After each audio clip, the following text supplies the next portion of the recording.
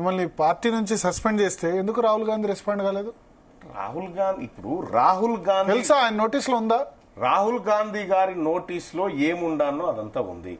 నేను చెప్తా ఉన్నా కదా, రాహుల్ గాంధీ గారికి అన్ని తెలుసు. పిల్లి కళ్ళు మూసుకొని పాలు తాగుతుంది, మేము ఇక్కడ చేసినాం కేసీ వేణుగోపాల్ గారిని. తీన్మార్ మల్లన్నను సస్పెండ్ చేస్తే ఏమైతే నాకు అర్థం కాలేదు. ఒకటి చెప్తా, ఇదేమన్నా తీన్మార్ మల్లన్నను కాంగ్రెస్ పార్టీ, అది మా తాతగారిలా అది తీన్మార్ మల్లన్నను సస్పెండ్ చేసి ఇవాళ తీన్మార్ మల్లన్నను సస్పెండ్ చేస్తే ఇవాళ నేను ఇండిపెండెంట్ గా అన్ని పక్షాల దగ్గర పోయి అందరి వాయిస్ మాట్లాడగలుగుతున్నా. లేకపోతే నేను గదే భజన చేయాల్సి ఉండే కార్యక్రమం. రేవంత్ రెడ్డి గారి కృతజ్ఞతలు ఈ విషయంలో సస్పెండ్ అంతే కదా. మరి లేకపోతే కేటీఆర్ దగ్గరికి పోయే పరిస్థితి లేకుండా కేటీఆర్ దగ్గరికి పోయింది. నేను హరీష్ రావు కేటీఆర్ కలిసి కులగణన విషయంలో మీరు కేంద్రం పైన ఒత్తిడి తీసుకురావాలని చెప్పడం జరిగింది. నేను పోయి ఏడికైనా పోతామండి. వాళ్ళు బొంతపూర్లను ముద్దాడుకుంటారు, కుష్ఠరోగులను గమనించుకుంటారు, మేము వీళ్ళని కలిస్తే తప్ప. అంటే నేను ఒకటి ఏమంటున్నా, తీన్మార్ మల్లన్న అనేటువంటి వ్యక్తి ఈ లెక్కలు అంటే మీరు అది కలిసిన తర్వాత ఆయన ఎజెండా ఏందో అందరూ తెలుసు అని కాంగ్రెస్ నేతలు అన్నారు. ఆలోటపీస్ తెలుసు వాళ్ళకి. కానీ నేనేం చెప్తా ఉన్నానంటే, అది ఆ మాట ఎవరైతే అన్నారో వాళ్ళకు ఎవరి ఎజెండా ఏందో ప్రజాక్షేత్రంలో అర్థమైపోయింది. నీవు ప్రజల ఆకాంక్షలకు వ్యతిరేకంగా ఉన్నావని చెప్పి నీ ఎమ్మెల్సీ సీటు ఒడగొట్టిరు. నువ్వు 3 రోజులు ఏది 3 సభలు పెట్టి ప్రచారం చేసినా నీ అభ్యర్థి గెలవలేదు.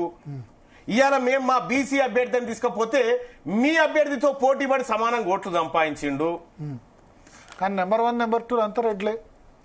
అంటే గ్రాడ్యుయేట్ ఎలక్షన్ లో చూసుకుందాం, ఆల్ఫోర్స్ నరేందర్ రెడ్డి, నెంబర్ 2 అంజిరెడ్డి రెడ్డి, ఇక్కడ శ్రీపాల్ రెడ్డి, నెంబర్ 2 రెడ్డి. అయితే ఇక్కడ మీరు నెంబర్ 3 రెడ్డి గమనించాల్సింది హర్షవర్ధన్ రెడ్డి అంటే చెప్తారు నల్గొండలో. మీరు గమనించాల్సిన విషయము, మీరు ఏ రెడ్లకైతే పోరాడారో వ్యతిరేకంగా ఆ రెడ్లే నెంబర్ 1 నెంబర్ 2 నెంబర్ 3 ఉన్నారు. వీళ్ళంతా బీసీలు ఓట్లు లేకుండానే రెడ్లు గెలిచారా? అదే మీరు అర్థం చేసుకోవాల్సింది ఏంటంటే, పిఆర్టీయూ సంఘం పెట్టి 54 సంవత్సరాలైంది, యూటీఎఫ్ సంఘం పెట్టి 50 సంవత్సరాల పైచిలకు అయిపోయింది, కాంగ్రెస్ పార్టీ పెట్టి దాదాపు 130 సంవత్సరాల దగ్గరకు వచ్చింది, ఆ తర్వాత బీజేపీ పార్టీ పెట్టి అదో 40-50 సంవత్సరాల దగ్గరకు వచ్చింది. మేము బీసీ నినాదాన్ని గట్టిగా మొదలుపెట్టింది 2 నెలలు. ఈ 2 నెలల్లో మేము వరంగల్, నల్గొండ, ఖమ్మం టీచర్ ఎమ్మెల్సీ ఎన్నికల్లో 25% ఓట్లు మా బీసీ అభ్యర్థికి తీసుకురాగలిగినాం. కానీ 60% ఉంటారు బీసీలు, 20% అంటే తక్కువ. అంటే మేము 2 నెలల్లోనే 25% మంది టీచర్ల మైండ్ సెట్ ను మార్చగలిగినాము. కానీ మిగతా 35% బీసీలు మరి అప్పర్ కాస్ట్ రెడ్డిస్ కే ఓటేసి. నేనేమంటున్నా, వీళ్ళను ఇంతవరకు మార్చగలిగినాము, ఇంకా భవిష్యత్తులో పూర్తి స్థాయిలో మారుస్తాం. ఇక్కడ కూడా 65,000 ఓట్లను ఇక్కడ బీసీ బిడ్డ సాధించగలిగిండు. సో దీని సంకేతం ఏంది? సరే, మేమంటే మా బీసీల చేతిలో అధికారం లేదు, మా నినాదం ఉంది. మరి ముఖ్యమంత్రి గారి చేతిలో అధికారం ఉండి రాలే కదా, మరి ఇక్కడ అధికారం ఉండి రాలే కదా. అంటే నువ్వు చేసినటువంటి క్యాస్ట్ సెన్సస్ తర్వాత ఎన్నికలు ఇవన్నీ, క్యాస్ట్ సెన్సస్ తర్వాత ఎన్నికల్లో బొక్కబోర్ల పడ్డావు. అంటే నిన్ను విశ్వసిస్తలేరు ప్రజలు. సో అక్కడ సరే, రేవంత్ రెడ్డిని విశ్వసించడం పక్కన పెడితే అక్కడ బీజేపీ గెలిచింది ఈ మధ్యలో. అంటే బీజేపీ గెలవడానికి కొన్ని కారణాలు ఉన్నాయి. అప్పటికి బీజేపీ క్యాస్ట్ సెన్సస్ అని ఏమనలేదు. బీజేపీ గెలవడానికి కొన్ని నిర్దిష్టమైన కారణాలు ఉన్నాయి. అక్కడ ఆదిలాబాద్ తీసుకుంటే బీజేపీ ఎంపీ, కరీంనగర్ తీసుకుంటే బీజేపీ ఎంపీ, నిజామాబాద్ తీసుకుంటే బీజేపీ ఎంపీ, మెదక్ తీసుకుంటే బీజేపీ ఎంపీ. ఈ 4 జిల్లాల్లో బీజేపీ ప్రాబల్యం కొంతవరకు పార్లమెంట్ ఎన్నికల నుంచి కొనసాగింది. తద్వారా భారతీయ జనతా పార్టీ అభ్యర్థిగా వాళ్ళు చూసినప్పటికీ బీజేపీ ఒక తెలివికల్ల పనిచేసింది. ఒక టికెట్ బీసీ అభ్యర్థికి ఇచ్చి, మల్కా కుమరయ్య గారికి టీచర్ ఎమ్మెల్సీ ఇచ్చి, ఇంకో టికెట్ ఓసీకి ఇచ్చింది. తద్వారా బీసీల ఓట్లను చూరగొనేటువంటి ప్రయత్నం చేసింది. అట్లా భారతీయ జనతా పార్టీ అక్కడ విజయం సాధించింది. కానీ ఈ పరిస్థితులు రేపు భవిష్యత్తులో ఉండవు.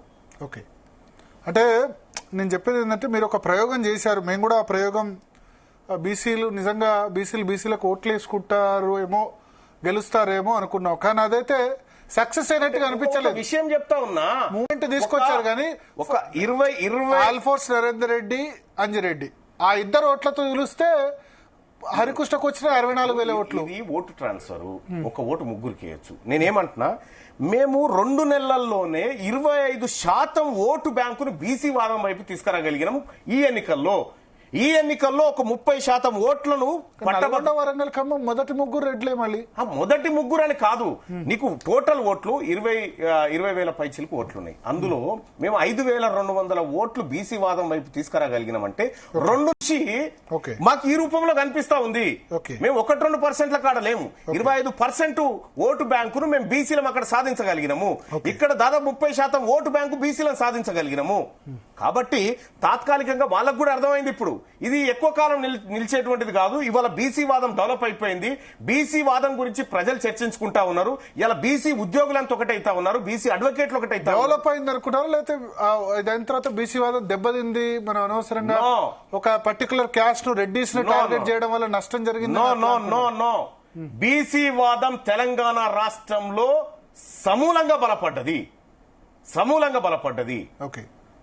ఇది మొన్న జరిగిన ఎలక్షన్ 100% బలపడ్డది. బీసీ వాదం తెలంగాణ రాష్ట్రంలో బలపడ్డది, ఇంకా బలపడుతుంది. భవిష్యత్తులో రాజకీయాలను శాసిస్తుంది. ఓకే. సో ఒకటి అంటే మీరు ఇప్పుడు కాంగ్రెస్ పార్టీలో ఉన్నారా లేరా వాళ్ళు చెప్పాలి, మరి మనకు తెలియదు కదా. మీరైతే మీ లాయల్టీ చేంజ్ కాలేదా? లాయాలిటీ రాహుల్ గాంధీ గారి విషయంలో నేను అంతే లాయల్ గా ఉన్నా. నరేంద్ర మోడీ విషయంలో ఇప్పుడు కృతజ్ఞత తెలియజేసినాం కదా. ఇప్పుడు మాకు మంచి చేస్తే మా ప్రజలకు మంచి చేసేటువంటి, మా ప్రజల గురించి ఆలోచించేటువంటి బొంత పురుగులను మేము కుష్ఠరోగులను పరికంపనగా అవగలించుకుంటామండి. ఇప్పుడు మేము పరికంపన భాషకు వచ్చారు మీరు, పరిగి కంపను కూడా ఇట్లా కౌగలించుకుంటాం ఇప్పుడు మా బీసీలకు మంచి చేస్తాం.